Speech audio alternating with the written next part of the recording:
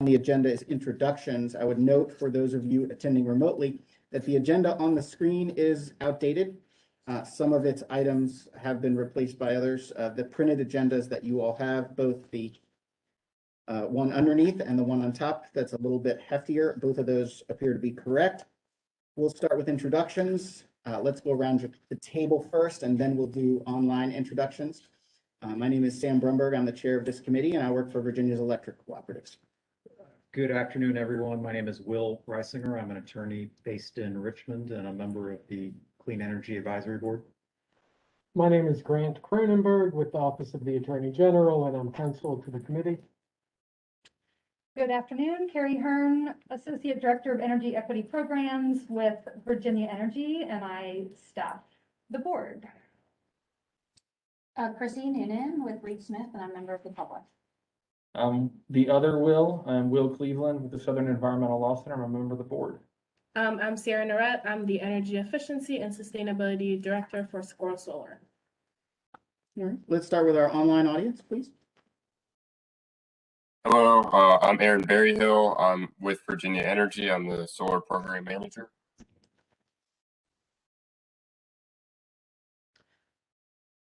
Bob Shippey.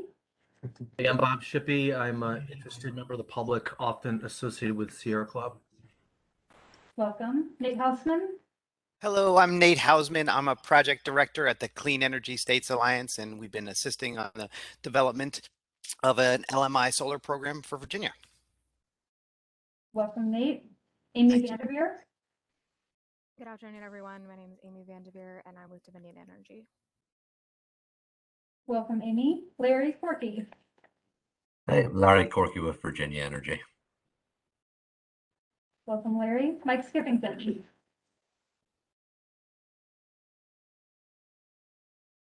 Michael Skippington is with Virginia. Mr. Skiffington is with Virginia Energy. Yep. Wafame Elamine.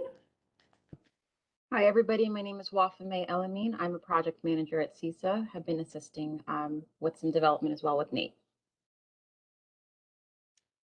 All right. Thank you all and welcome. Welcome to this meeting of the committee.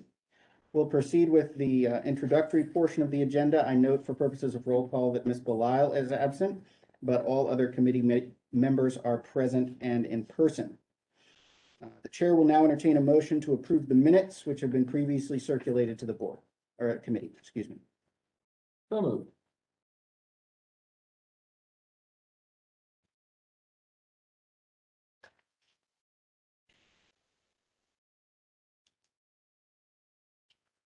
Mr. Chair, do we need a second? Yes, I believe we do. Second. It having been moved by Mr. Cleveland, seconded by Ms. Narette, that the meeting minutes as circulated be approved without amendment. Is there any discussion? All those in favor, please signify by saying aye. Aye. In the opinion of the chair, the ayes have it and the motion carries. All right. With gratitude, I'm going to ask staff or council if there are any other introductory or administrative matters before we move on. Hearing none. We'll move to the discussion portion of the agenda. Is Hannah here electronically? I did not see her. Negative. Okay. Instead of report from the full board meeting, I'm just going to take comments and discussion from the full board meeting. The full board met earlier this month, late October. Late October, October 20th. Time is a flat circle. So the board met in late October. Do members of the committee have any comment or follow-up? My only remark would be that I'm a little bit sorry we're not a little further ahead in this process, but I think Hannah and I both felt that we wanted the full board to be bought in and deliver that report, which you heard me deliver at the full board meeting, and then we would reconvene here and actually do the work that we were supposed to have done in the interim. We're just going to do that here today instead. Any other comments or feedback from the full board meeting? Not from me. I would just note that we just, to encourage everyone. This is meant as an encouragement. there is a limited number of days remaining in the year, and we have a lot to accomplish, and I will appreciate your assistance and flexibility in that regard. All right, is there anything else on the first agenda item in the discussion agenda? All right, debrief IOU consultations is next. That actually has to do with the utility MOU agenda item. I did, as I reported to the full board, I did have a brief conversation with Ms. Bond just to let her know that this issue was out there and that she would be getting a letter from me on this issue, or someone at Dominion, whoever she directs, would be getting a letter from me on this issue. And she asked if there was any problem or anything specific, and I said not to worry, that I would be willing to brief her before the letter went out so that she would know what the letter is, and that this is not meant to be a gotcha surprise sort of situation. We're not in the middle of a hearing here and looking for some smoking gun. We really are trying to get everyone on the same page, and that's what this entire effort is about. So my plan is, assuming the committee approves the content of the letter today, my plan would be for me to reach out to all of the utility constituencies and talk to them about the issue before the letter is sent so that they have a chance to ask questions and get them answered. This does not have to be a hot potato, got you sort of thing. So that's my plan for that. If I could ask Ms. Hearn, is debrief IOU consultations in regard to this project, or is that a debrief on the meeting that was held last week? My memory is jogging now, and I'm not certain. I think the intent was to reflect if there were any elements of last week's consultation with the utilities that are relevant for the Policy and Regulatory Committee and the MOU that you're about to engage on. So my mistake. Absent, but my mistake there. So with that discussion as context and holding off on the specifics, did anyone have any feedback from the IOU consultations that needs to come before the committee? My apologies to all. No. I thought that it was good. We actually got people in a room to have a meeting. I mean, I was concerned that it would be much less substantive than it was. I thought it was a fair exchange among all the parties. I think Dominion, at the very least, is interested in continuing the consultation and would happily do so. And I thought that was all very positive. Good. Any other thoughts before we move on? All right. Again, we'll pick up this conversation about the letter and about NEM momentarily. Let's turn to review of governor letter. In your packets, in the topmost packet, that is the letter immediately after the minutes. The committee discussed at its previous meeting having a letter to be sent to the administration to support Virginia Energy's budget requests. So that's paragraph 1 of the letter. And then in addition to that, we've also, since that time and since the full board meeting, held consultations with Bettina Bergu and the Virginia Energy staff that are working on the Green Bank issue. And it appeared to me that the board was very supportive of those. I had a separate conversation with Bettina in my role for the cooperatives. I was not able to attend the full board meeting last Friday. So I'm going to ask folks, what was the board's feeling on the Green Bank project? And when you got to the end of Bettina's slide deck, it laid out some options for how the board and the potential Green Bank board interact. Did the board have any thoughts on those items? I was also not there. I guess my item is that we talked about the different options, but it didn't seem clear the final thought on how best to structure that. So that was going to be my question for including that in the letter, right? You were saying you wanted to include support of that. potentially, is that what you're saying, that? you Well, wanted I to include certainly wanna- support of the Green Bank? I certainly want to include generic support for the green bank idea. Okay, But when you get to the highlighted section, if the board had an opinion on how Got it it. wanted to interact Got it, with the got it. bank, I thought we could mention that as well. okay, yeah, that was gonna be my point of comment slash concern, maybe, is that it didn't seem like there was a full consensus, or at least a suggestion of thought, clear thought on like what the role of the board with the Green Bank should be, so I would be, to your point, I think it would be best if we kept it general, unless people feel differently here. That's the feeling I got from that meeting, but So the board did not express a preference at that point in the slide deck with the 4 options. I also was not there. Yeah, so based on my recollection, yeah, obviously it's your guys' call on the decision, but yeah, my recollection was that there wasn't certainly not a consensus, nothing was voted on.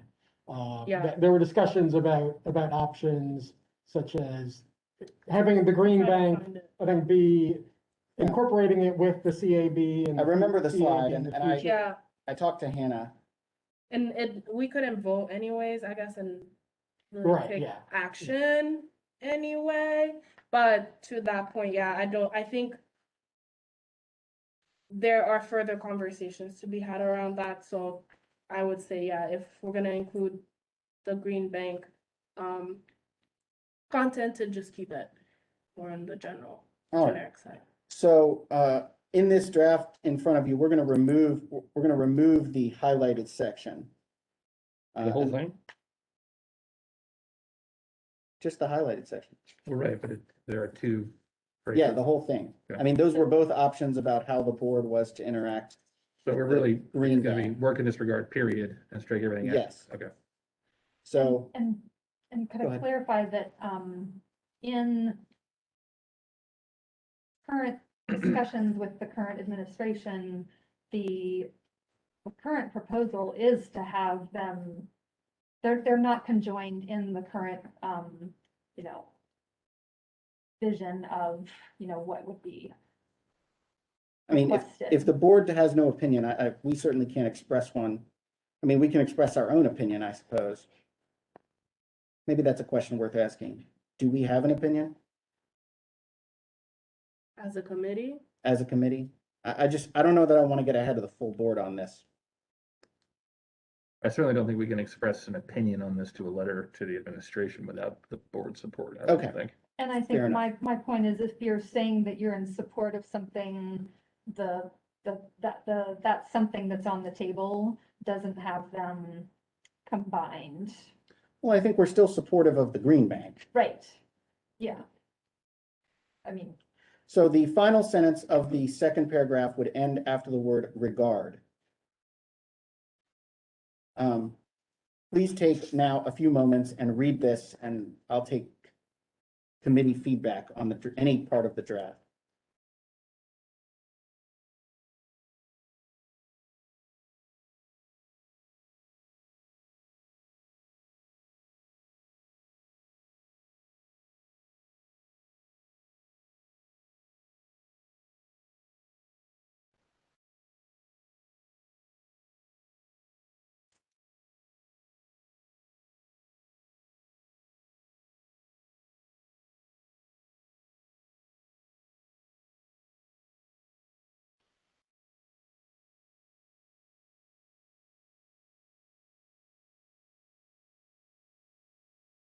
And Sam, I got a question. Please. Does the current administration prepare a budget and then like what's the, I mean, I think they will prepare one. yeah.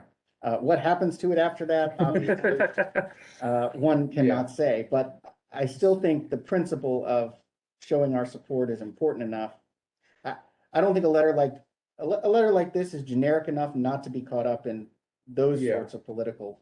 I mean, if they're gonna cut it, this is not gonna Yeah. help or harm that effort one way or the other. Do we also send a copy of this letter or a version of this letter to somebody in the incoming administration, somebody on the transition team?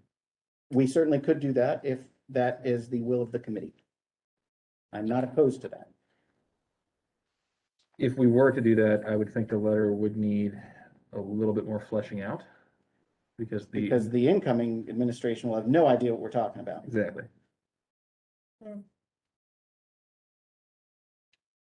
That's a good point. Ms. Hearn, go ahead.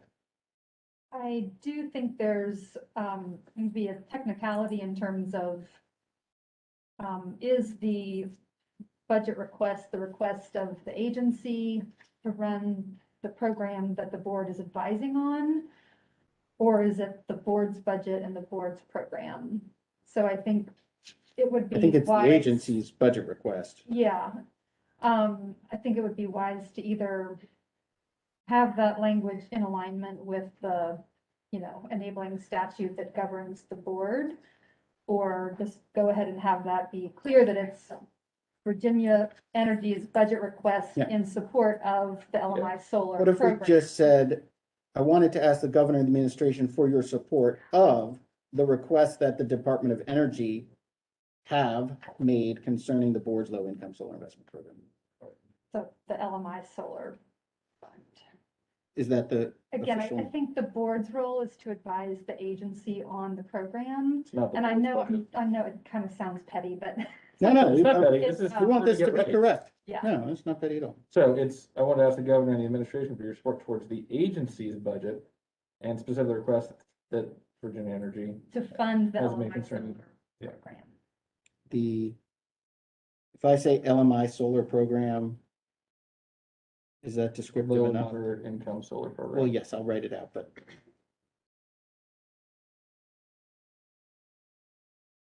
All right, so that reads, I wanted to ask the governor and the administration for your support of the requests that the Department of Energy have made concerning the low and middle income solar program. The board's core responsibility is to advise on this program.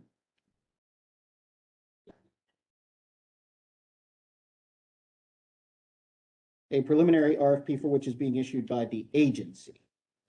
And saying rather than have made concerning, I would say have made to fund the low and moderate income solar program. All right, And if you want to be technical, the name of it is the Low to Moderate Income Solar Loan and Rebate Fund. I think including the statutory name is a good idea. okay, can you say the name again? Low to Moderate Income Solar Loan and Rebate Fund. Okay. So that now reads, I wanted to ask the governor of the administration for your support of the request that the Department of Energy, paren, Virginia Energy, close paren, have made to fund the low to middle income solar loan and rebate fund. The board's core responsibility is to advise on this program, a preliminary RFP for which is being issued by the agency. Everybody good so far? Is that technically accurate, Carrie? Moderate should replace middle Oh, moderate, all right, and got it. verb have, the agency has submitted, Has the RFP been issued yet? in your Specifically the request that Virginia Energy have made or has made. has. You're right, sorry. It's a, yes, subject verb problem.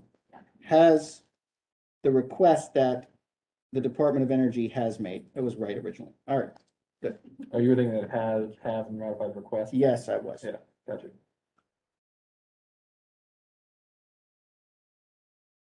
Yes, good with that. Any other feedback on the first paragraph? The reference to a preliminary RFP, just to clarify, why is it categorized as a preliminary RFP as opposed to? Because this RFP won't be for the full program, it'll be for just this initial, About How about a first round? pilot? it'll be for this pilot period. It won't be a full-blown program. Okay, yeah, I mean, I guess, yeah. Currently, the only statutory authority is for a pilot program to begin with. How about just an RFP? Do we need to, And do we need to again, define RFP as a term? If Clark Mercer doesn't know what RFP means, I've got bigger problems. And again, I think the I don't board, disagree, it's still worth asking. the board's core responsibility is to advise the agency on Yes, the administration of. I've already gotten that one.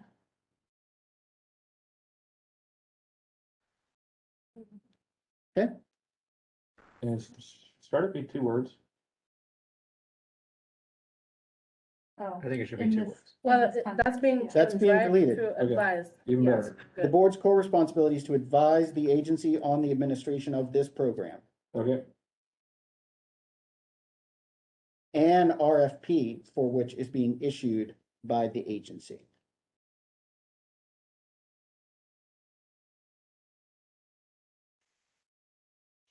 we have too many lawyers in this All room. right. Any other comments on the first paragraph?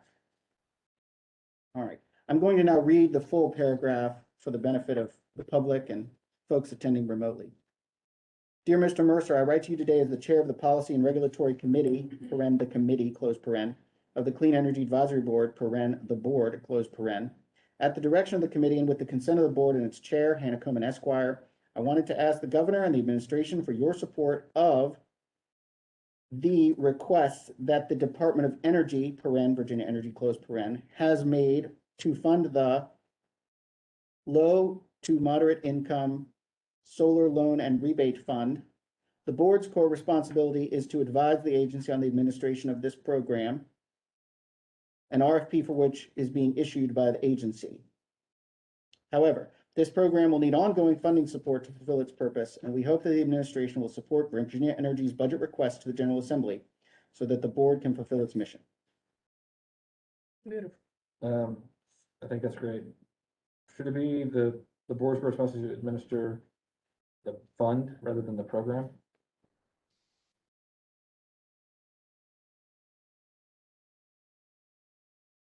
Sure. Okay. All right. Does anyone need to hear that again, including members of the public attending remotely? All right. Hearing none, let's move on to the second paragraph. This is expressing support for the Green Bank. And again, the paragraph is ending at the word regard, and the remainder of the paragraph is being deleted.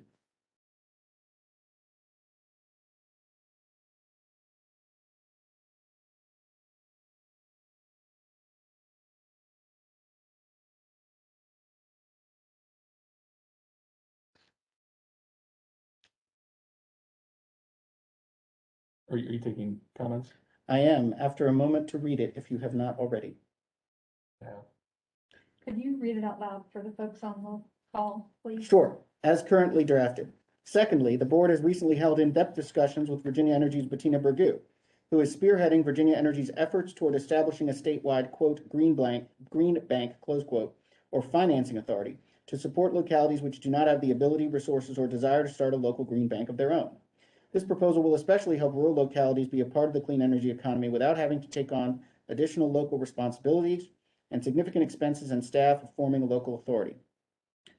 I already don't like the way that sounds, but we'll move on. I have. The committee and the board are highly supportive of Virginia Energy's work in this regard.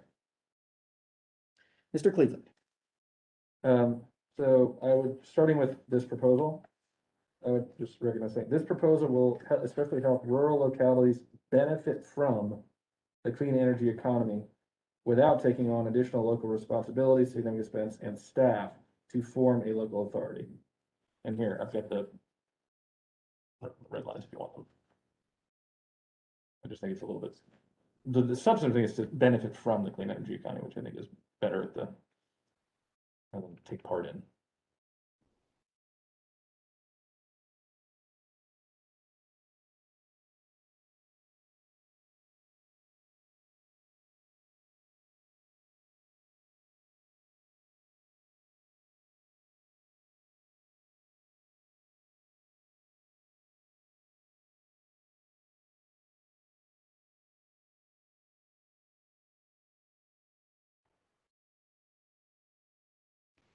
Thank you. Sam, could you see adding, in addition to rural, the word underserved or under-resourced? I like underserved. So it would be rural and underserved localities. No problem. Other thoughts and feedback? Good letter, Sam. Mhm. Wait till we get to the end before you say that.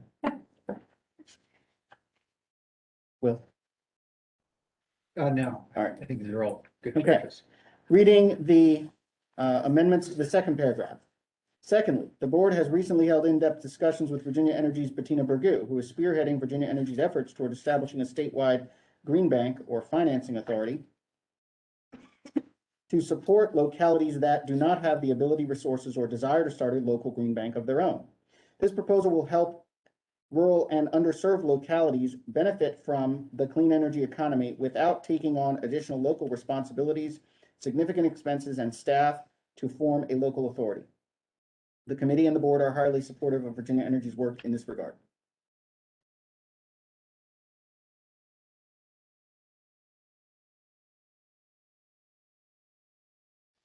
Any other thoughts or feedback? You're doing great, Mr. Chair. All right. As we turn the page to the conclusion of the letter, you'll note some perfunctory words of thanks there, but I think I would invite the committee's opinions on who's getting a copy of this letter. My initial thought was to spread it far and wide, although Virginia Energy reports up through the Commerce and Trade Secretariat.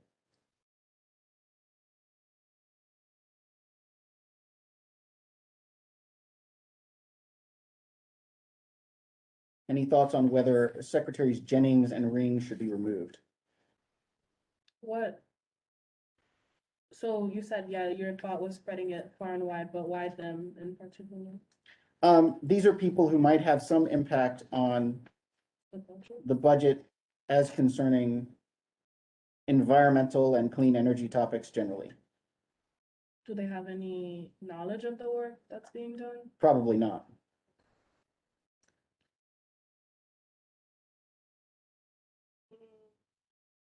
Then in that case, I don't know if it makes sense, because is it just gonna be ignored, or is it more like is it more the thought like, well, other people also, is it for visibility or for?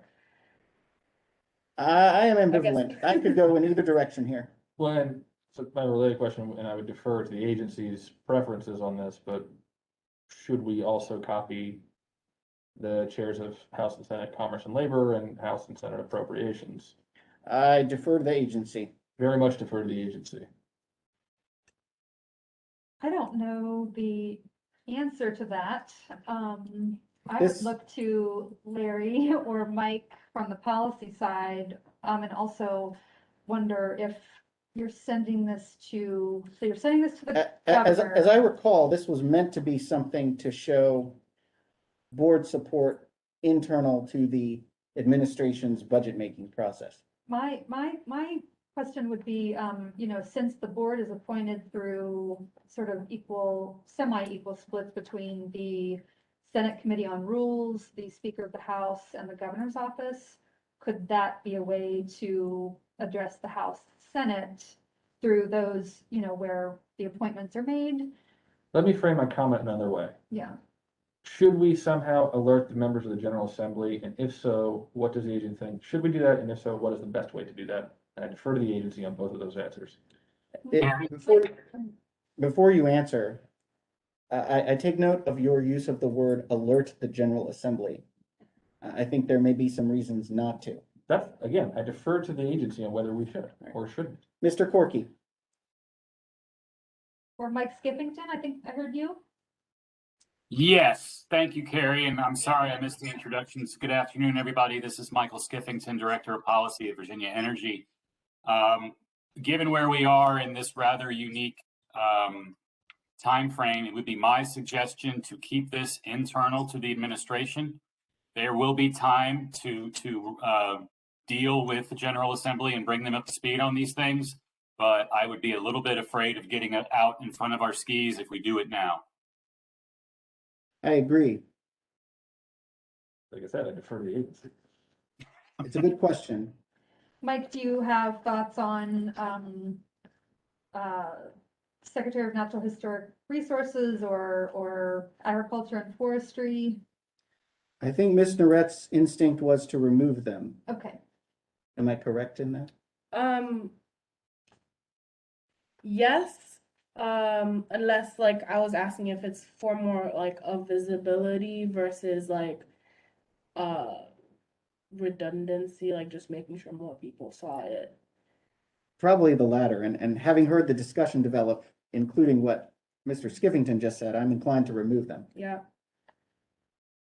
I have a question though. Please. So we talked briefly before starting the draft review about sending something to the incoming or transitioning members for the incoming administration.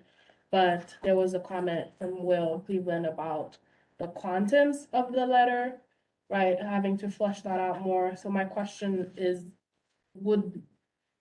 two-part question. One, would we still do that? And two, if yes, then are we looking at drafting a second letter? That would be different. If I may, in response to Mr. Skivington's comment, I think we would not, I would propose not sending it to the incoming administration. This will be Got it. part of the Governor Northam's budget request. How the incoming administration responds to that is entirely up to them, and we will engage with them when they take office, Okay. would be my thought. I'm inclined to agree. I defer to Mr. Cleveland. Thanks, Mike.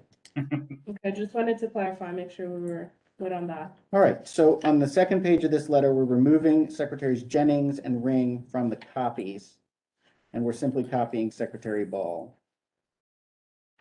All right, on the issue of this letter, is there anything further in terms of feedback or amendments to the letter?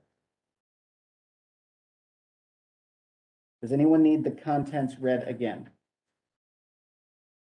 is it assumed that the chair of the board is receiving a copy, or do you need to sort of make that known in the CC? I think I will make that known in the CC. And I guess the same question would apply to like the director of the department. Is that assumed? I mean, No, we'll put him on there too. okay. Good calls. All right. Do any of the other staff wish to receive a copy of the letter? We'll get it. Thank you.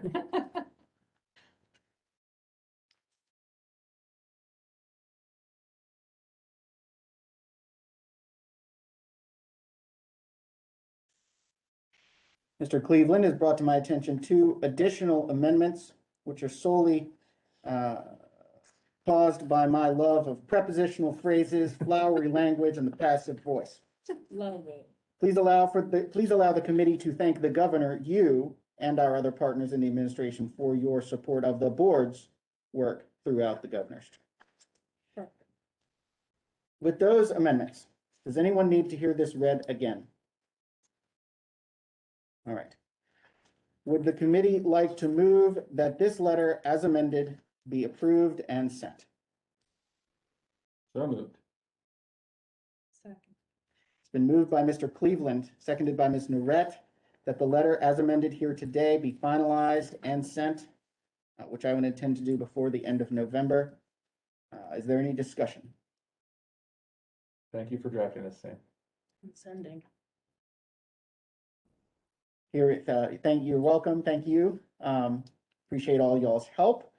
Hearing no further discussion, all those in favor, please signify by saying aye. Aye. Opposed, no. The ayes have it. Motion carries.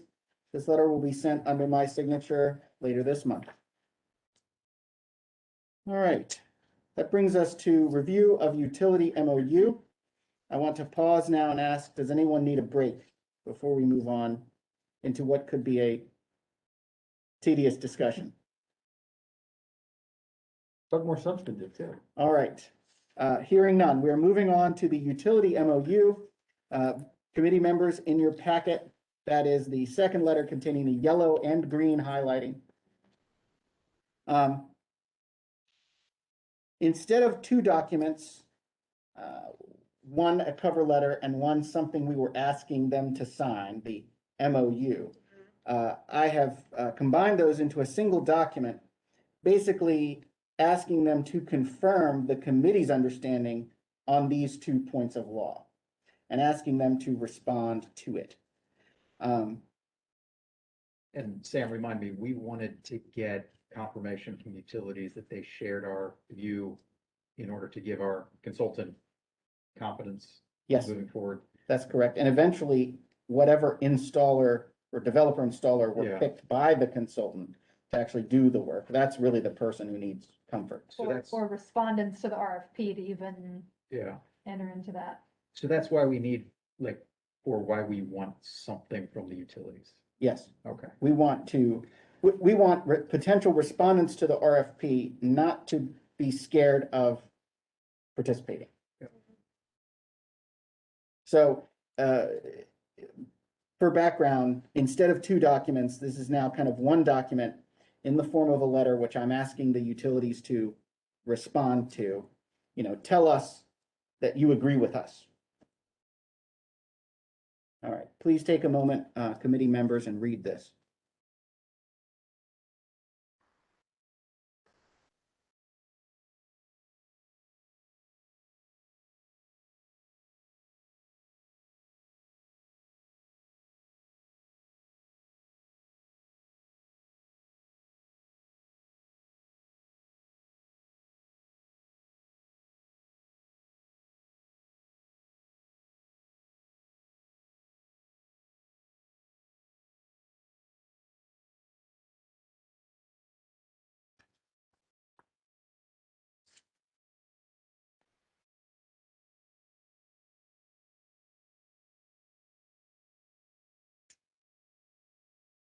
I knew I should have put line numbers on these. I tried to do it and the printer cut it off. They were kind of useless. You may want to read this for those on the line. Yeah, Whatever so point you're ready. I will please finish reading, committee members. I will read this. It's very short. But I note that I already see a lot of board versus agency type stuff we're gonna have to work through. So please keep that in mind. This is the original draft. I write to you today as chair of the Policy and Regulatory Committee, the committee, close paren, of the Clean Energy Advisory Board, the board, close paren. At the direction of the committee and with the consent of the board, we are requesting the company's response to the following 2 questions, the answers to which are integral to the board's ongoing work. The committee believes that the answers to these questions are firmly and in all cases yes and no respectively. We are asking the company to confirm the committee's understanding so that the board's programs can move forward without any legal ambiguity affecting their ongoing viability, operations, or the responsiveness of contractors to the board's RFP, supporting the board's low and middle income solar deployment program. 1. For purposes of Virginia Code Section 56-594, may an eligible customer generator or an eligible agricultural customer generator lease the renewable fuel generator as a form of ownership within the scope of the provision that defines an eligible customer generator as, quote, owning or operating or contracts with other persons to own or operate or both, close quote, contained in that code section. And again, we're going to have to do some surgery here. 2, for purposes of Title 56, does any activity falling within the scope of Virginia Code Section 56-594, i.e. any net metering activity, require a certificate of public convenience and necessity pursuant to Chapter 10.1 of Title 56, the Utility Facilities Act, or any other requirement in that title? The company's answers to the questions above will help inform the board's work as it seeks a contractor to conduct the first phase of its solar leasing program. The favor of a response is requested by December 13th, 2021, as that will give the board sufficient time to consider next steps before the end of this calendar year. Please address your response to my attention via email to my address. Should you have any questions, please do not hesitate to contact me. Now that I've read it all out loud, I don't like it. I think we should keep the last sentence and then maybe that's about it. Mr. Cleveland. Can we start with the policy and then get to the wordsmithing later? Yes. If that's okay. Sure. So you've got eligible ag customer generator highlighted. Yes. The definition of eligible ag customer generator is different from eligible customer generator, and I think we should not confuse the issues and remove eligible ag customer generator. Does 594, that definition not define an eligible agricultural customer generator? It does. Or operates? It does, but it only includes the word own, I believe. Ag customer generator is a customer that operates a renewable energy generator. It does not have or contracts with others to own or operate? Correct. Eligible customer generator is a customer that owns and operates or contracts with other persons to own, operate, or both. So because of that minor difference, I think we should not confuse the issue and just delete ag customer generator. Ellipses You're not doing a He's quote not- here. Yeah, I don't think he's- No. Just striking the highlighted line. Striking the yellow highlight. Yep. Yeah, okay. All right, so that was why that was highlighted, because I thought we should strike that. I think that's wise. Is renewable fuel generator a defined term in 594? That is, it is not in 594, but it is in the regs, and I thought that was better than generating facility, Right. which is the term that's used in the statute. Why is that better than the statutory term? I thought the term renewable fuel generator more accurately described what a net metering facility actually is, and that the term generating facility could be. If I put generating facility, we would have to say, as that term is used in section 594. I don't want anyone to have an easy out here. I think the longer version is, the equipment that creates energy from the sun, right? Like, isn't there a longer definition that refers to generating energy from the sun? Well, so I don't think in net metering statute there is, because net metering is not necessarily behind the meter solar, it's just behind the meter generation, right? Behind the meter, solar, wind, or digester. Yeah. I would have thought tying it as closely to the language of the statute I'm fine with that. would be, I think if the you're trying not to statute, give anybody outs. I think the statute uses the term generating facility, does it not? Electrical generating facility. Ooh. Include the word electric. Well, actually, that's AgGen. Let me, That's interesting. AgGen is a renewable energy generating facility. because they're tying back Yeah, to yeah. 576 definitions. Right, it's different. Yeah, so eligible customer generator, I didn't write that section. yeah. An electrical generating facility that has a combatant between 25 kilowatts or not more than 3, and uses as total source of renewable fuel located on the land, interconnected, yada, yada, yada. I would just, an electrical generating facility as a term is used in 594. Okay. B. If anyone wants a paper copy I of would it. love a paper. You have a copy of the statute? Yeah, it's in our annual report that's in my board binder. All right. Can you state again the amendment, please? Let's try it.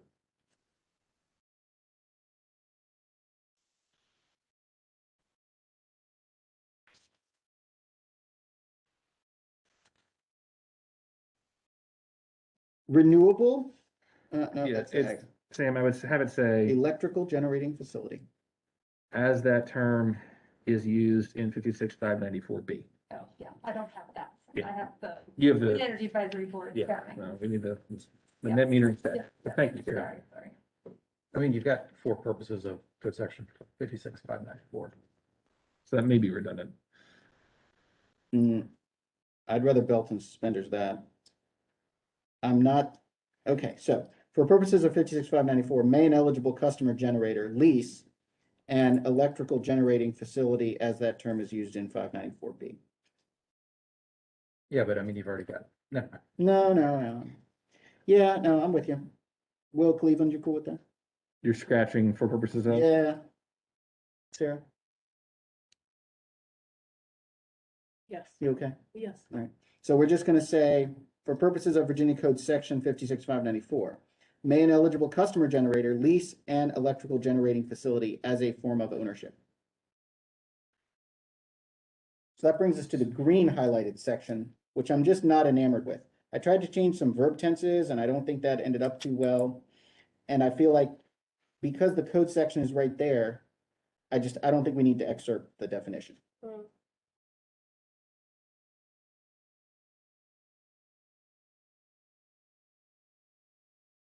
so is that, Well, is the answer to that question, is that all our consultants need? The answer to the question? Yeah, leases For are legal. purpose of- Well, but does the lease qualify as ownership or does the lease qualify as a contract with another person to own or operate? Do I care? As long as Well, the answer but is you- yes? Well, if you're striking the definition, you've currently got to draft as lease, yada, yada, as a form of ownership. So who's the lessee in the agency's program? The lessee is still the homeowner.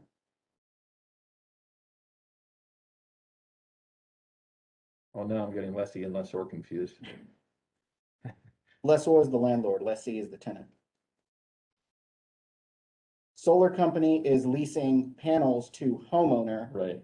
which is, the panels are being maintained by somebody else, but for purposes of net metering, the homeowner is the owner operator.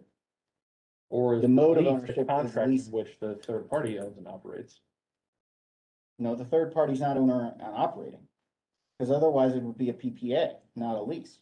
So you think, or contracts with others is PPAs, but ownership, own and operate is outright ownership or a leasehold ownership? That is how I've always interpreted the statute. Well, that is how I've interpreted the statute in light of the legalization of PPAs.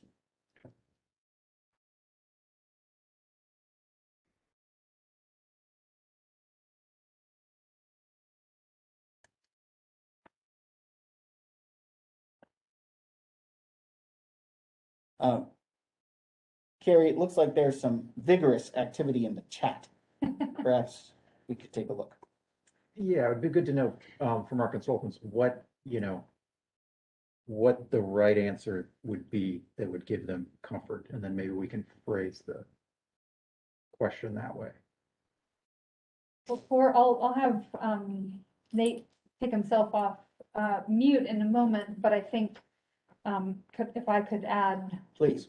for a moment, in the subject line, if you could generalize that by referring to it as the low to moderate income solar fund, Yeah, I was gonna say. taking out leasing program, because we are doing an open-ended RFP, so we don't want to lock the program into a lease specifically.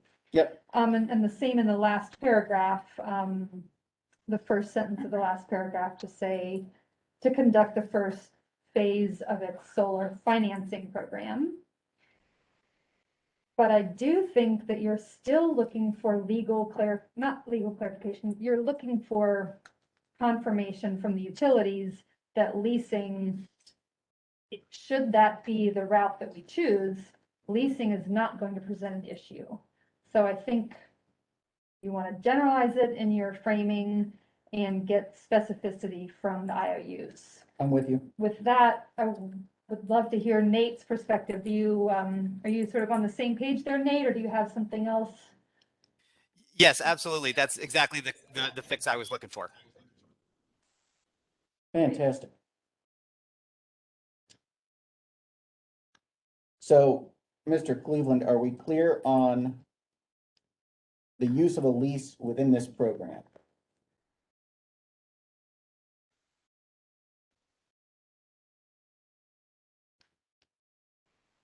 I guess one question I have, and I don't know the answer to this.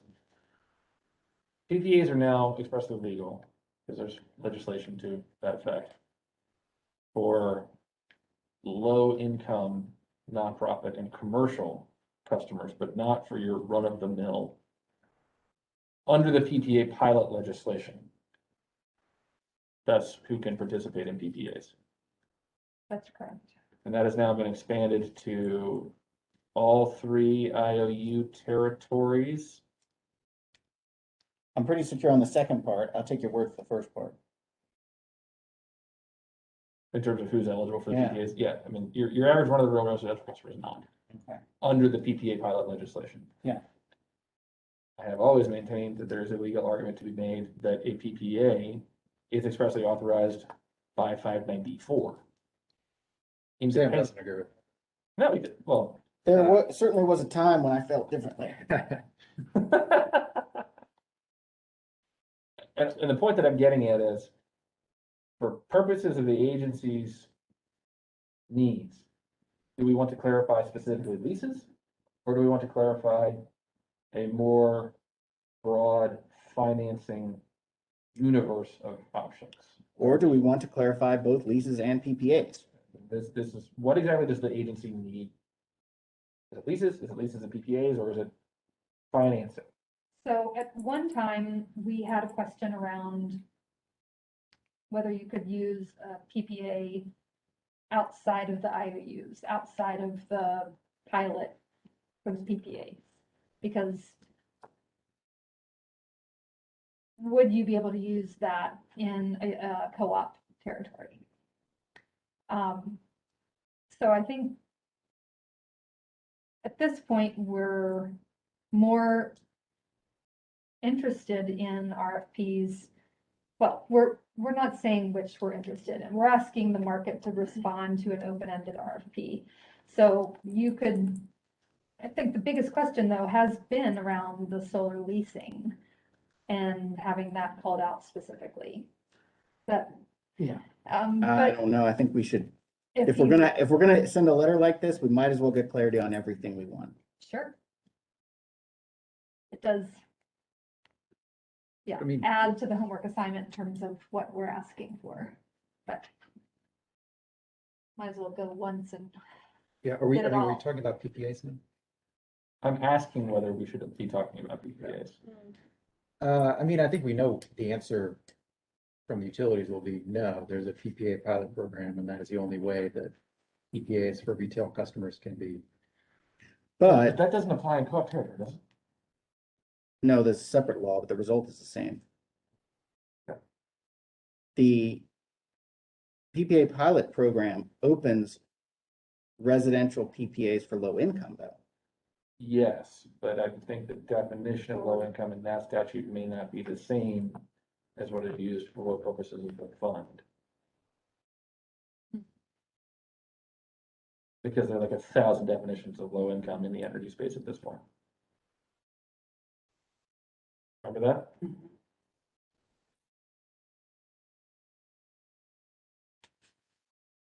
Certainly for simplicity, the easiest thing is to say, and I don't know, I'm not wordsmithing this, but 594 in no way, shape, or form prevents, precludes, prohibits a lease for behind the meter equipment, nor does that infringe on that utility's franchise. That gets you leases. It may not get you other Yeah. types of finance arrangements that are TBD, What which is what I'm is, trying to figure out what is the exactly it is. commission, getting clarification on the leases is, I think, the highest priority. If we're Let's just going to focus on leases. prioritize. all right, is the commission the agency that's gonna decide what low income means for purposes of Pilot Program Act? I think it's defined, isn't it? Oh, all right. You do have the In the BCEA or in the statute governing the LMI fund? latter. Yeah. Is LMI defined? Yeah. How? It's up to 80% of area or state, whichever is greater, All right, essentially. so it sounds like we're inclined towards simplicity here and sticking to leases. Only. Okay, all right, I've seen some nodding heads, good. So, back to the wording of question 1. For purposes of code section 56594, may an eligible customer generator lease the electrical generating facility used for net metering? How about that? Does that get us there? Can you say that one more time, please? So, For purposes of Virginia Code Section 56-594, may an eligible customer generator lease the electrical generating facility used for net energy metering?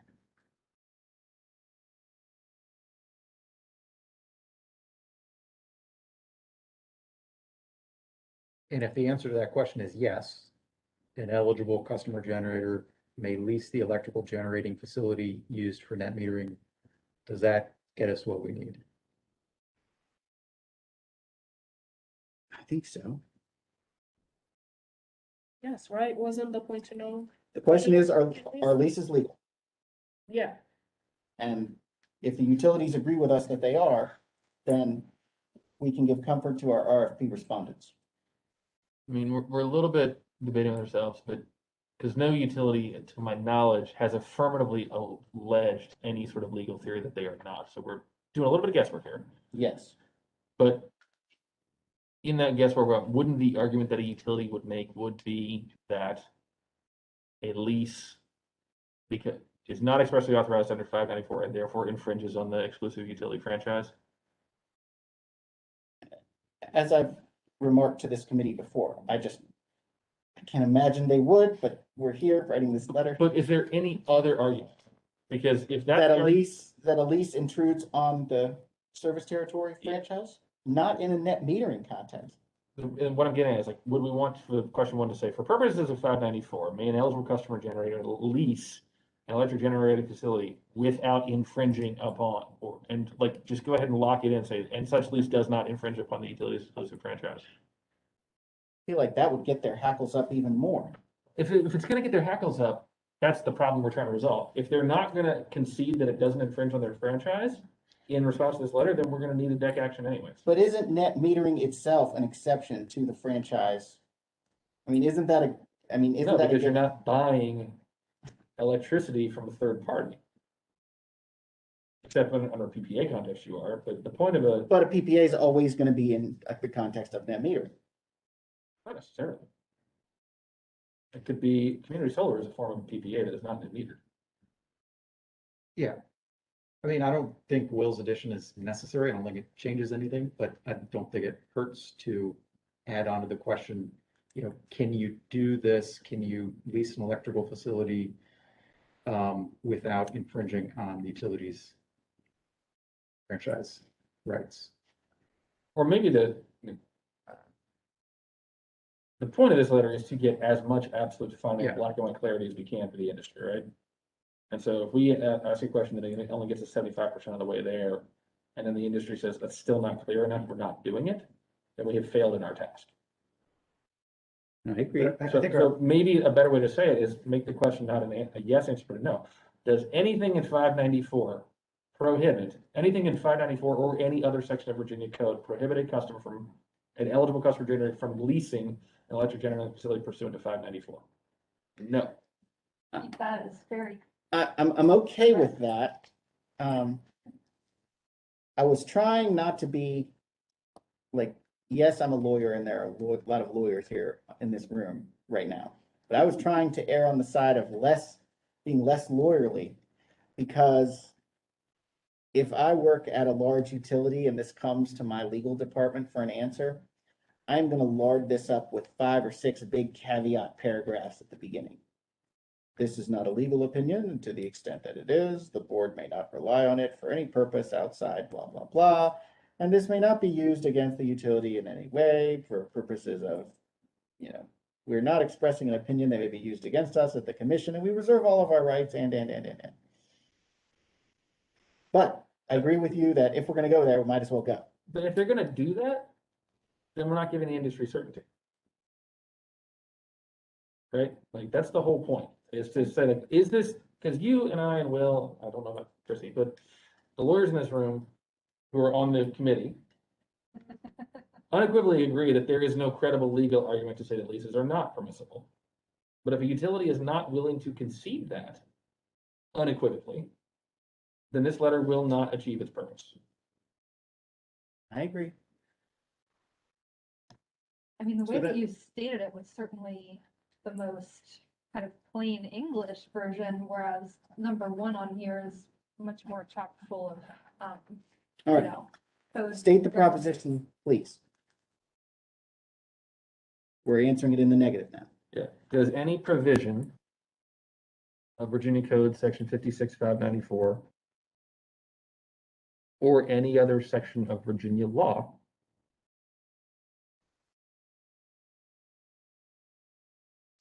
Okay. prohibit an eligible customer generator from leasing an electric generating facility pursuant to 56,594?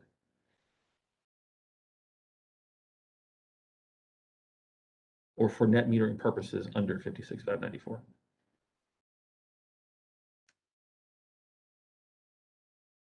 And if I were representing the industry, which I do not, and the utility weren't willing to give me an unequivocal no to that, then I don't feel confident that I'm not going to get a cease and desist letter at some point down the line. Okay. And for our purposes, we only need that eligible customer to be a low income or a moderate income customer. But your statement for eligible customer would be All Any- residential customers. any residential customer. Because there's nothing in this net metering statute Right. that distinguishes between low income and Right. regular residential customers. To that end, I think that gives a company even more reason to want to enter the Virginia market for leasing, because they would have clarity on An the entire, whole market. And so low income customers would be even more. an unintended but pleasant side benefit.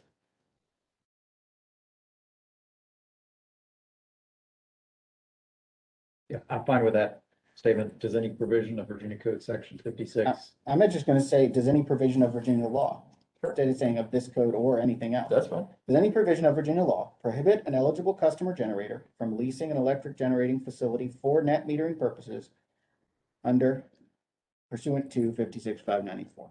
Okay.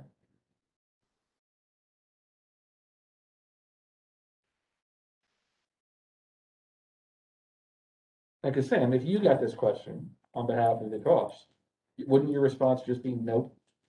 Yes. Do you need it to be in the frame of residential, or does that question open it up to commercial or industrial, and therefore does that start? Leasing's to- not prohibited for any of those Yeah, customers. the statute just says eligible customer generator. Yeah. So if it is legal for one type of eligible customer, it's legal for all, under the Yeah. net metering statute. Yes, for net metering purposes. All right. I think we have question one. All right. Let's start with question two. Not to mention the fact that this tees up the DEG action if we get a no very nicely. Or even if we get no answer. Question presented. Yeah, even if we get no answer. For purposes of Title 56, and again, the policy question here is a certificate needed if I am operating under the net metering statute? Are there any CPCNs under Title 56 that are not CPCNs pursuant to 580D? I don't know the answer to that I question. don't know. That's why I was trying to, draw Yeah, these that's big fine. swaths and just say, let's just say for purposes of Title 56. Okay. All right.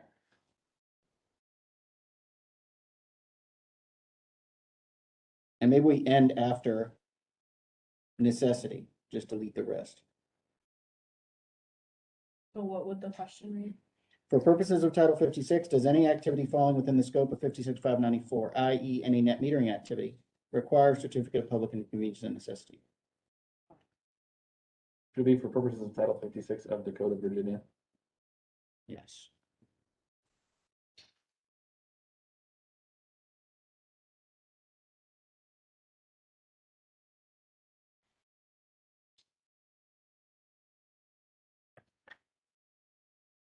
And again, let's state this just like we did the other one.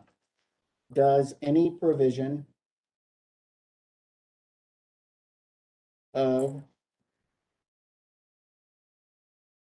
Title 56 of the Code of Virginia require a certificate of public convenience and necessity for any activity conducted pursuant to 56,594?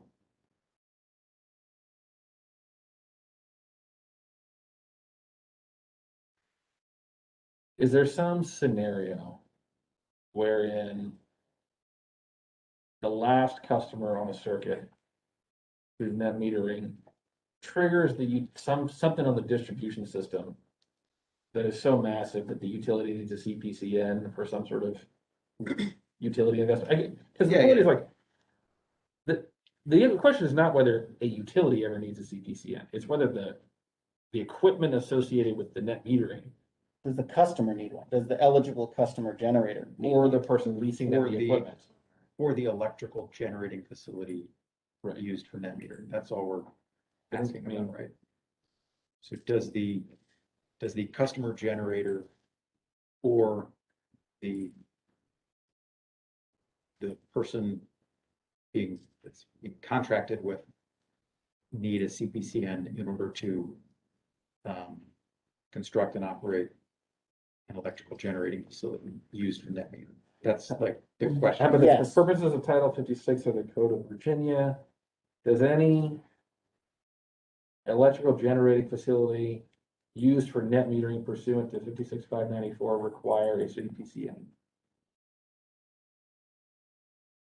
Because that way the ownership is irrelevant. Does any provision of Title 56 of the Code of Virginia require CPCN for any electrical generating facility used used? for net metering pursuant to 56,594? Right. Are there any other, and so that's the for purposes of solar, that's the solar equipment. Are there any other ancillary equipment or technologies associated with net metering that might need a CPCN? I mean, the Yeah. only hypothetical I can see is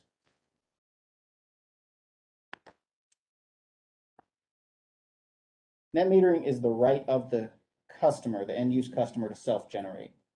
If I was at the end of the line and some huge upgrade was needed on the grid side, you know, the utility had to build a new transmission line to accommodate me for some strange reason. The utility might need a CPCN to construct that, but I would say even then, probably not, because all that would be ordinary extension and improvement. Agreed, but I'm thinking about like, is there a meter? And I know that meters generally don't need CPCNs, but like, is there anything? Or Yeah. if this were to evolve to include financing for battery storage. You know, right now that's not part of the code, so I. Right, maybe I'm not that's- gonna, I mean, I Don't even open like that where up. you're going, but I don't think we can ask those questions in a letter like Sandwich, this. please read it back. Does any provision of Title 56 of the Code of Virginia require a certificate of public convenience and necessity for any electric generating facility used for net energy metering pursuant to 56,594? That should be a no too, right? Yeah, these should both be no's now. Yeah. And you're modifying your opening paragraph as such. We gotta rewrite that whole thing. We're rewriting the whole opening paragraph on the floor. But let's make sure we're clear on the questions. I'm good on the questions. All right. So reading question number 2 again, for those of you playing our home game. Does any provision of Title 56 of the Code of Virginia require a certificate of public convenience and necessity for any electric generating facility used for net energy metering pursuant to 56,594? For purposes of symmetry, should say, does any provision of Virginia law require?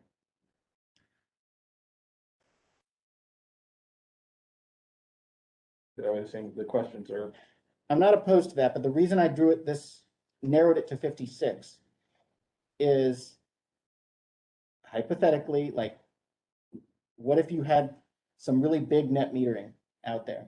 Mhm. What if you had some really big non-jurisdictional net metering out there? though it wouldn't be pursuant to 594. Yeah, well, I mean, it could be if the customer agreed to it, if those were the terms under which they were taking it. Well, it would still be pursuant to an independent contract that. Yeah, I mean, when you get over 5, don't you you gotta go for PBR, that's in a separate title.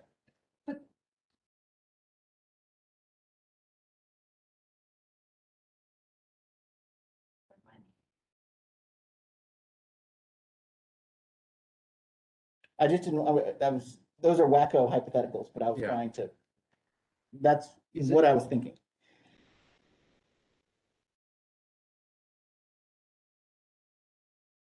Yeah, it's for non-residential customers, it's 3 megawatt maximum Under 594. under 594.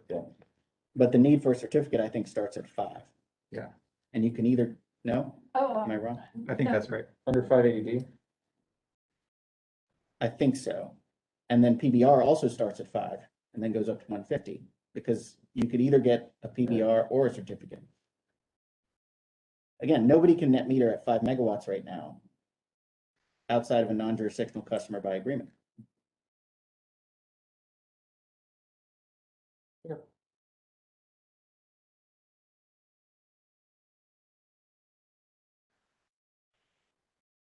You're going to that scale, starting to feel a little Yeah, wacky. outside Yeah, of it the is. need for what we need for this program. All right. Okay. Returning now, dear committee members, to the beginning of the letter. Well, so we're good. We're just gonna leave it at purpose of the Title 56. That's what I heard. Okay, that's fine. Okay. Just want to make sure we're clear. I'm Like the open- minutes to I'm reflect open. accurately. I'm not married to Title 56. I mean, I guess we all kind of are. I'm good with it. Three of us at least. All right. Four of us. The subject line will be amended to read the Clean Energy Advisory Board's Low and Moderate Income Solar Fund.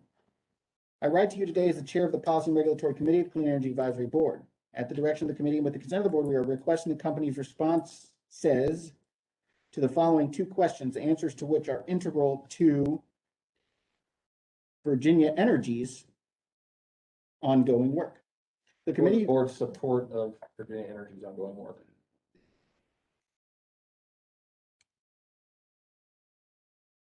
This is coming from the board.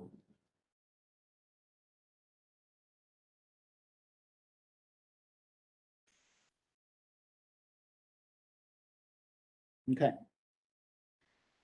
At the direction of the committee and with the consent of the board, we are requesting the company's responses to the following two questions, the answers to which are integral to the board's support of the Department of Energy's, Virginia Energy's ongoing work. The committee believes that the answers to these questions are firmly and in all cases no and no, respectively. The committee believes that the answers to both of these questions are firmly and in all cases no, period. I'm just wondering if that sentence could go after your next one that you're about ready to read. It seems like a little cart before the horse to say that when you haven't asked the company to confirm this understanding yet. Okay.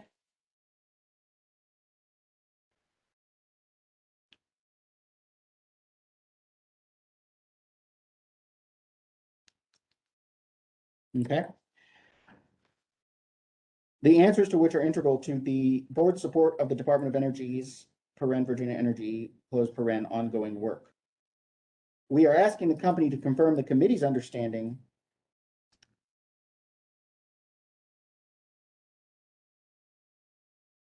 on these questions so that the agency's programs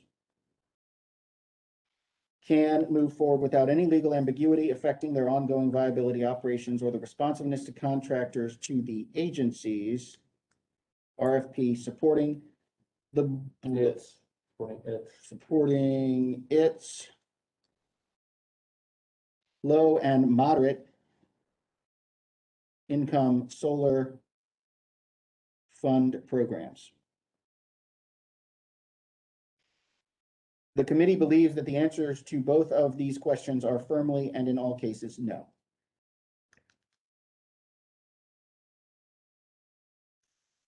Can you repeat we are asking the company one more time, just want to make. We are asking the company to confirm the committee's understanding on these questions. So say, please confirm the committee's understanding.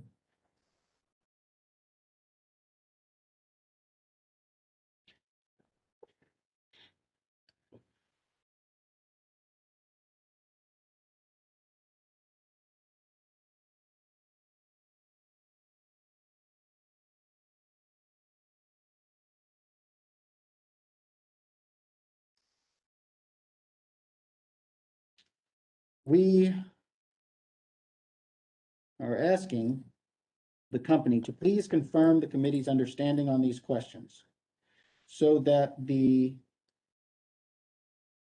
agency's programs can move forward without any legal ambiguity affecting their ongoing viability, operations, or the responsiveness of contractors to the agency's RFPs supporting its low and moderate income solar fund programs. Sam, I wasn't clear. I was proposing that we strike, we are asking the company to, and just replacing it with please. So just please confirm.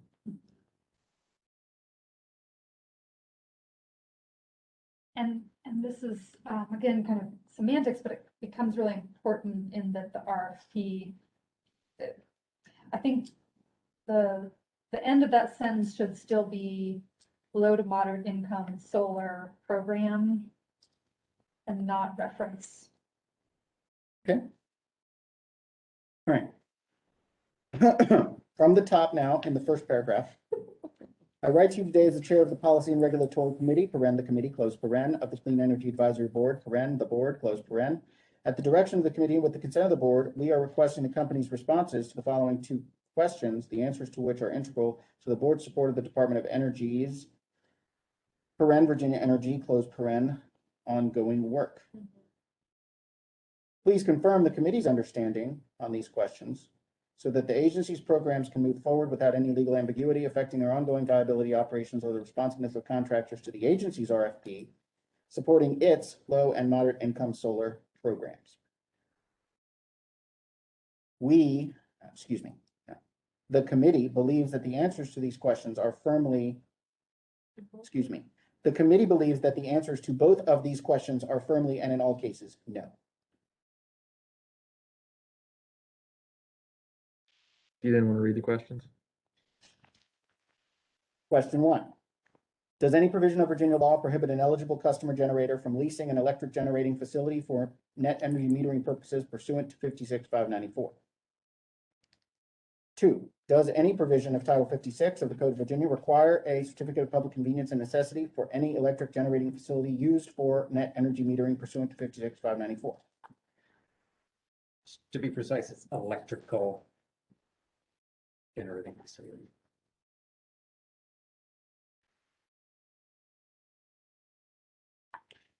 Thank you, Don't know if it makes a difference. Mr. Reisinger. We value precision here at the committee. Okay, Okay, moving to the final paragraph.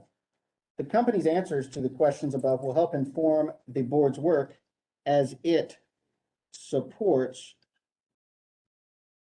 Virginia Energy in seeking a contractor to conduct the pilot phase of the agency's solar financing program. The favorable response is requested by December 13th, 2021, as that will give the board sufficient time to consider next steps before the end of this calendar year. Please address your response to my attention via email to my address. Should you have any questions, please do not hesitate to contact me.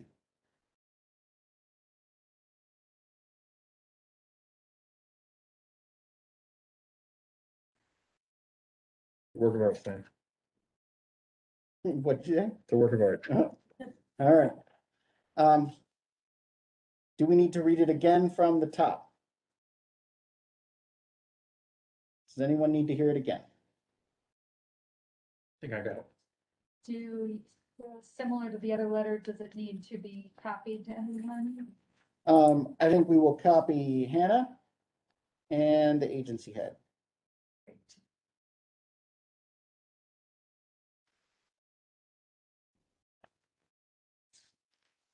All right. Do I hear a motion that the committee approve as amended this letter to be sent under my signature before the end of the month? Motion. Second. Having been moved by Mr. Reisinger, seconded by Mr. Cleveland, that this letter go out as amended here by the committee. Is there any discussion? Thank you all for going through this. I know this was difficult.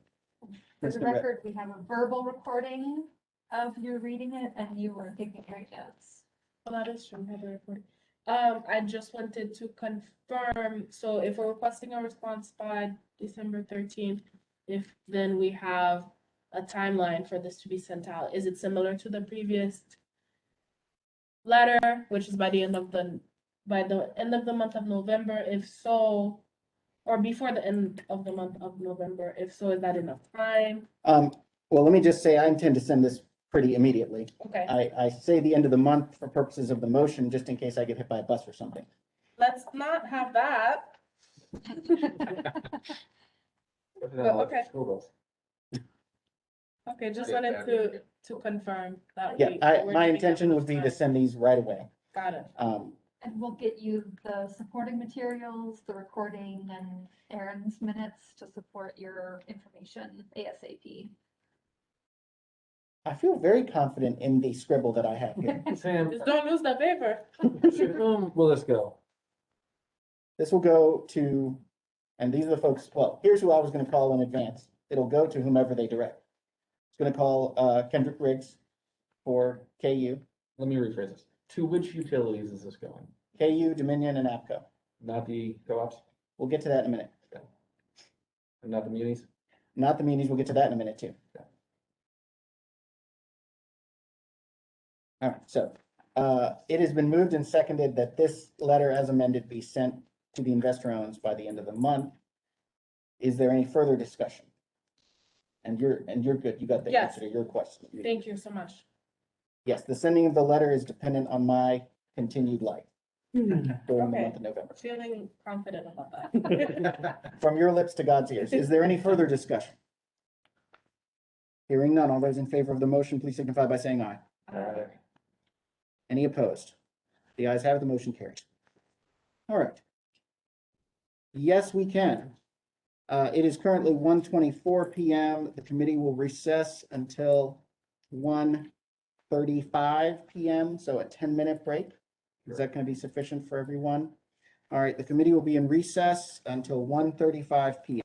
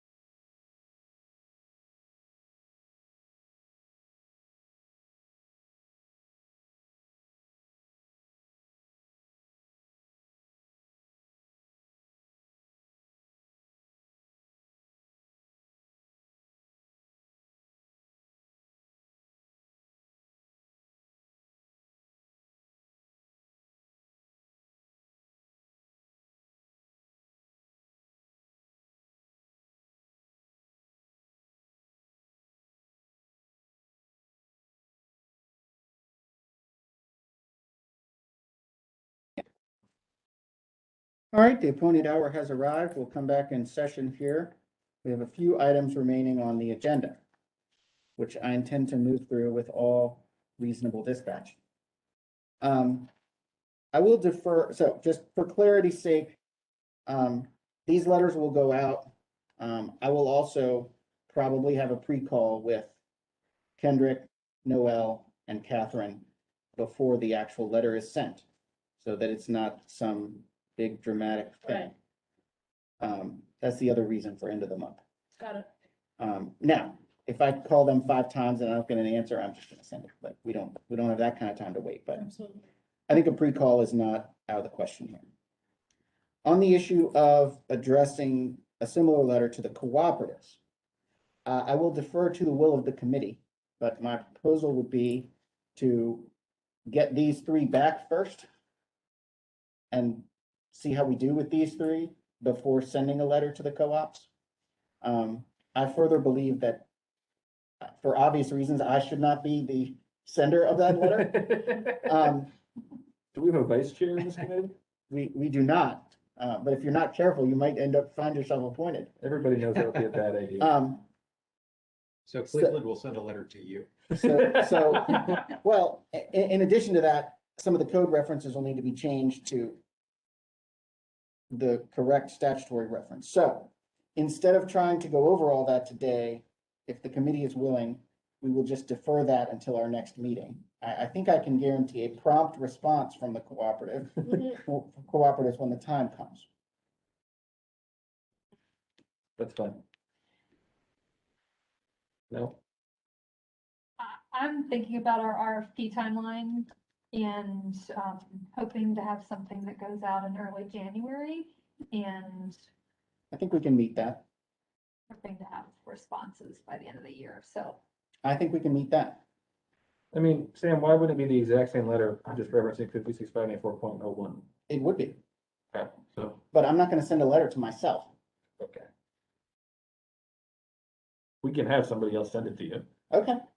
All right. So is it the preference of the committee to go ahead and send this letter now? It sounds like it would be very beneficial to the agency to resolve this question across the entire state. because It it's does sound possible. that way.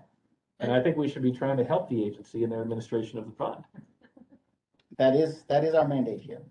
All right. Who would like to send out the letter on the committee's behalf to me? Chrissy, you want to send it?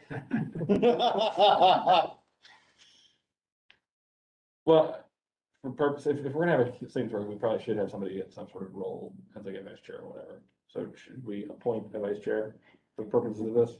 Do we have the power to appoint a vice chair? No idea. Should we have it come from Hannah? It can come from Hannah, or it can come from Carrie, or it can come from one of you all in your capacity as a member of the committee. I don't think that any of that matters. Carrie, do you have opinions? well, again, I think for symmetry's sake, to have it come from a member of the committee, but I will send it. All right. I will send the draft to Mr. Cleveland, who will send it to me. Why don't you send me the letter that's going to the IOUs? I will then use that and I will draft a letter from me to you in your capacity for the co-ops. Yes, and I would note that I don't need a pre-call or anything like that. Okay. I may call you anyways. You may. brace yourself. To confirm, right, we don't really need to change anything. Just this. We need to change references to 594 to 594.01. So I would suggest saying maybe that this is already the intent, but then we just, since we did a vote on the others, that there be a vote, and I mean, Sam perhaps Yes, recused We are, himself. I move that the committee send to the electric cooperatives a letter that is identical in content except for referencing the cooperative net metering statute instead of the IOU net metering statute. Second. Oh, you got it. Second. all right, it's been moved and seconded. As you've heard, is there any discussion? All those in favor, please signify by saying aye. Aye. The ayes have it. Motion passes. All right. So we've discussed the co-ops. We're now going to move to the agenda item, discussion of muni involvement and muni net. This is a tough one for me. I just want to begin by saying, as a practical matter, I do not see any way we are going to get a similar letter out and back from the munis by the end of the year. Just ain't going to happen. I think furthermore, they're not subject to any of the net metering codes. Any net metering that the munis do Pursuant to their own. is board pursuant to their own promulgation. boards because they want to do it, because they feel like if they don't keep up with at least the co-ops, they'll be forced to. I mean, that's just, they're very open about it. We do this because everybody else does, and we'd rather do it on our own terms than have the General Assembly mandate that we do it. I think the premise of this letter was that the lawyers in this committee all agreed that there was an unequivocal legal answer in how you interpret Virginia code, which is why we thought we could do this. That just does not exist with the munis. I agree. And so I don't think there's any point in trying to debate having a letter to them because they're all gonna have a different response. If I there is agree. not a comprehensive state policy on that. So for the matters of selecting a locality where we could target marketing efforts, would it be your recommendation that, you know, either staff or stakeholder engagement marketing committee members reach out to those munis one-on-one to essentially ask what is their policy around net metering? Because we'd be happy to do that. I think we can do that, you know, in our overall utility outreach and engagement. There are only, what, 12 municipal utilities? And there is an association of, There are 2 associations, 3 potentially, depending on how you count. Has there been any work by the board or the agency to kind of get a census of muni net metering policies? I've had to look at them like here and there, and a lot of times they just kind of mirror the state code, but as you said, it's all. Well, state code's gone through so many changes in the past few years. It might not be a bad idea to just get a, Ken German on our solar side may have that for his sort of solar authority report, and he may have it, you know, in his tracking system. Okay. So I could ask Ken. let's start there. Let's not reinvent the wheel if we've got something already. Is that something that the agency could take on and then report back to the committee at some later date? Yes. I don't think we need a motion on that. All right. Because we're not doing anything. Is there any further discussion of muni involvement or muni NEM? I mean, obviously, I think we want them to be a part of this program, the agency's program, but whether they will or not, and the conditions under which they will are subject for their regulatory boards, which are the city councils that control the munis. And like I said, there is one locality that we're looking at for, I think it's the city of Franklin, and Franklin has its own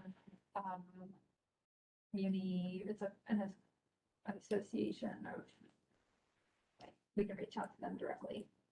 Yeah, and I think there's plenty of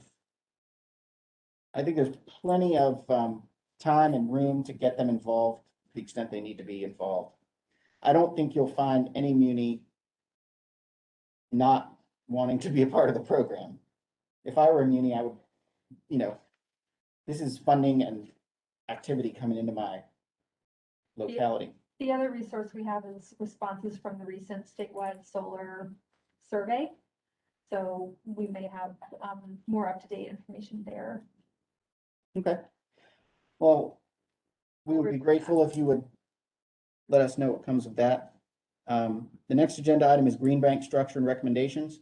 I believe we've thoroughly treated of that issue already. Is there anything more to say on the Green Bank? Recommendations to, I think we were going to talk about any recommendations coming from the board, but it who got it? didn't appear that there were any. What we talked about before. Yeah. Basically. Okay. got it. Yeah. Anything more on the Green Bank? All right. Are there any other topics of interest from the committee? All right. Before we move into public comment and our conclusion, is there any other business of any kind to come before the committee? Outside of public comment, do you want to invite any comment from CESA in any of this, or do you want that to be in the public comment period? Sure, we'll do CISA first. Okay. But I just, before we do this, Yeah. is there any other business to come before the committee? All right. Wafame and Nate, any comments from CISA before we open to public comment? I don't have anything to add. Wafame? No, a lot of the questions and clarifications that I was wondering were already cleared up by the committee. Thank you. We're grateful to the committee for your work. We're grateful to both of you for being present today. Thank you very much for being here. All right, we're going to open the public comment portion of the meeting now. Since we are so few in number, I'm just going to ask a very open-ended, do any members of the public wish to comment?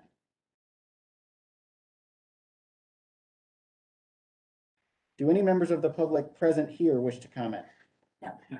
Do any members of the public present on the WebEx online video conferencing interface wish to comment?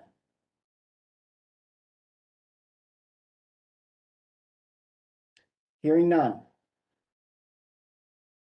Hearing none, the public comment period is concluded. We'll now move to adjourn our meeting, but before we do, we're going to schedule our next meeting.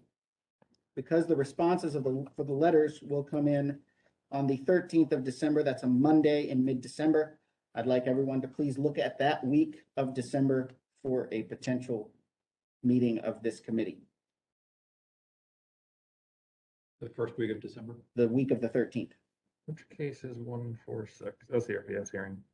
And there is a Clean Energy Advisory Board in-person meeting from 3 to 5 p.m. on Wednesday, the 15th.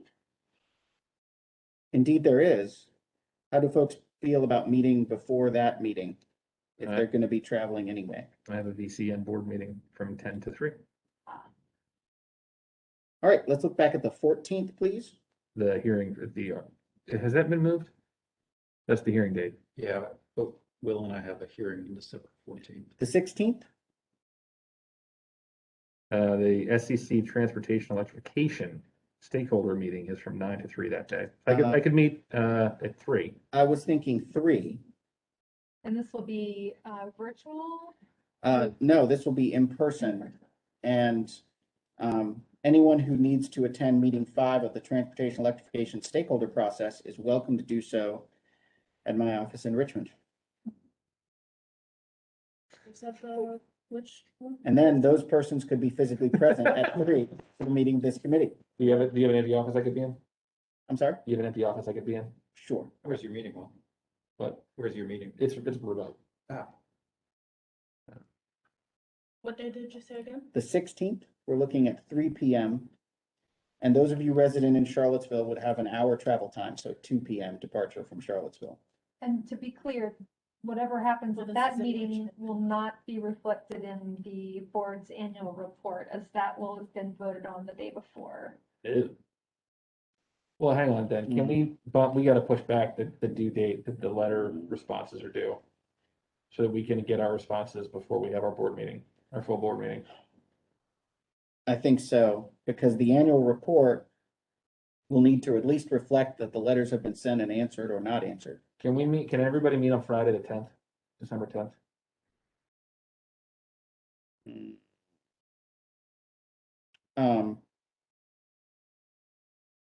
Yeah, I can meet.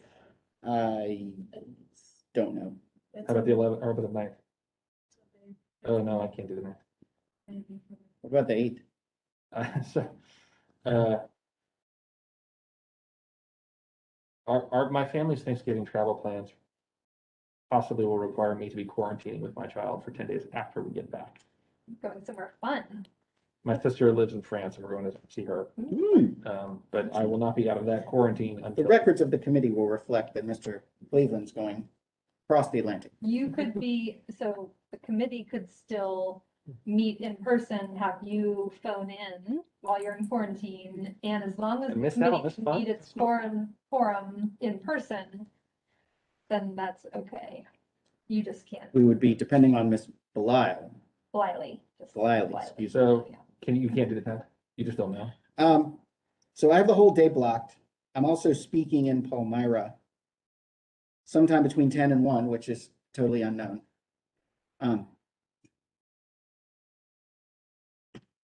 Would the committee be willing to meet in Palmyra? Well, hang on, the 13th, well, our hearing starts at 1, and it's just for public witnesses, right? That's probably right. So, I mean, we could do a 9 or a 10 a.m. meeting on the 13th. Hang on, let me check one. In person. In Richmond. Probably here. You're here, right? No, I don't mind. Yeah, I mean, can't commit to arriving on 13th.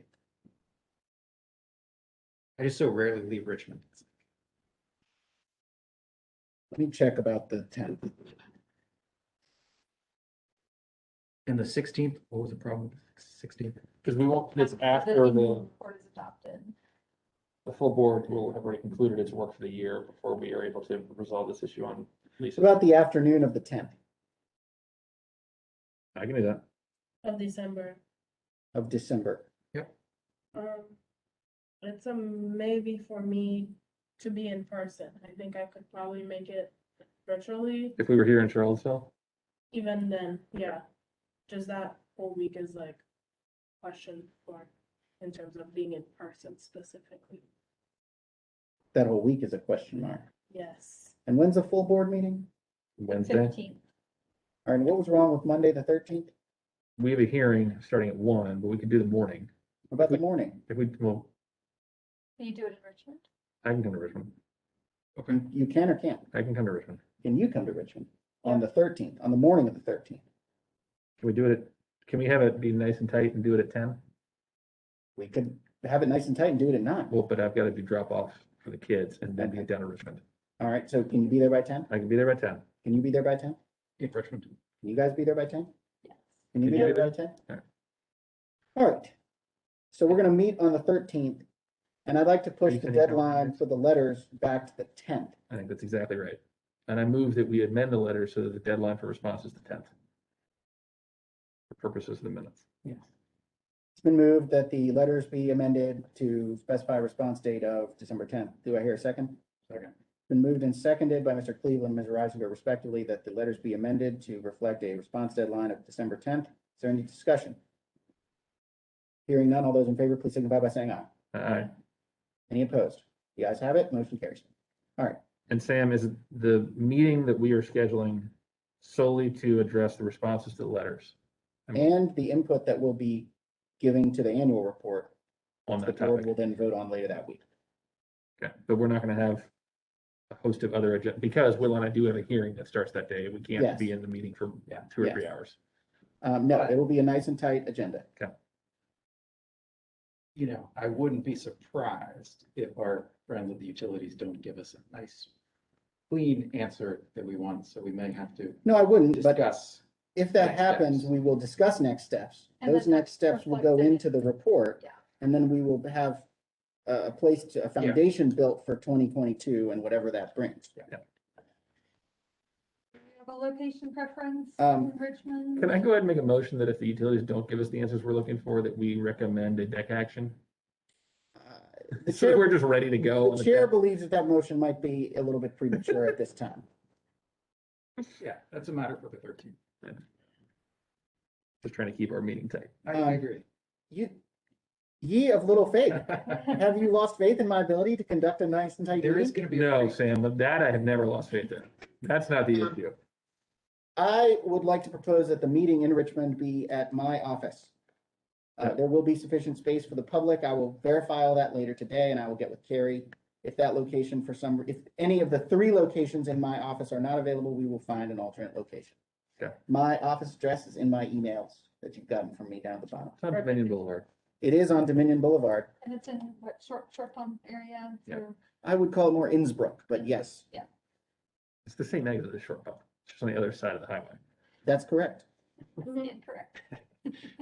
Okay, so the letters have been amended. The minutes will reflect the deadlines amendment. We've scheduled our next meeting for the 10th at 10 a.m. We are planning, Uh, excuse me, the 13th Yeah. at 10 a.m. Letters due the 10th. The 13th at 10 a.m. Letters due the 10th. The meeting will be from 10 to noon, but we are anticipating that being a 1 hour meeting. We will schedule it for 2 hours for purposes of public notice. Yeah. Mr. Cleveland. And that space, I think you already confirmed last time, can accommodate members of the public. Clint. All right.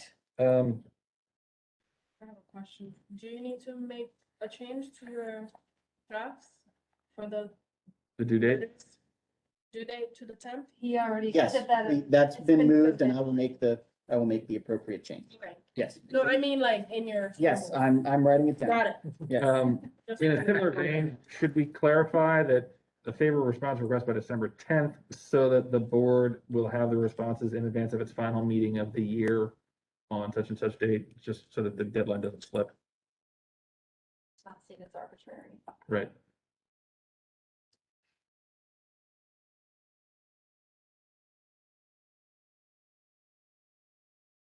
If y'all don't think that's necessary, fine, but just a question. Consider next steps before its final meeting.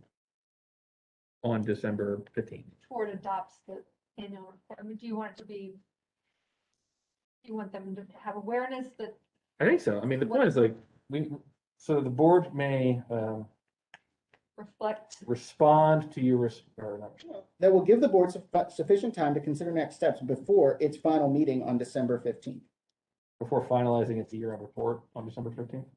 Yeah, my question was, do you want them to know that it, either way, it's gonna be reflected in the annual report, so you're gonna do that. I think if that's true and we're trying to use the report as some sort of leverage to get a response, I think we should very clearly state your response will be, the response will be noted in the board's annual report. I think that's right.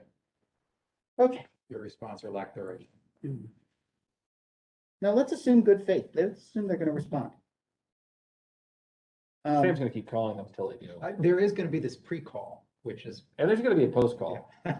Sam leaves no thread untugged. Okay. The favor of a response is requested by December 10th, 2021, as that will give the board sufficient time to include the company's response in its year and annual report. Which will be voted on December 15th. Which And sent to the General Assembly. voted on 12/15 and sent to. All right. Do we need to move on that amendment too? Yeah. The proposal is that the final paragraph be amended to state the favor of a response is requested by December 10th, as that will give the board sufficient time to include the company's response in its year-end annual report, which will be voted on December 15th and sent to the General Assembly. I move that we make that change. Second. Been moved and seconded by Mr. Cleveland and Ms. Narette respectively, that the change as described be made to the letter. All those in favor, is there any discussion? I don't think you need to elaborate, but there will be governor's office review. It won't get set until January 12th, but the vote happens on the That's fine. 15th. Yeah, that's fine. Is there any further discussion? Hearing none, all those in favor, please signify by saying aye. Aye. Any opposed? All right, that motion carries and we've got our amendments there. Final amendment. And the 13th will be our last committee meeting of the year, is that correct? Yes. It doesn't have to be, but. Do you anticipate any need for an additional meeting in 2021? No.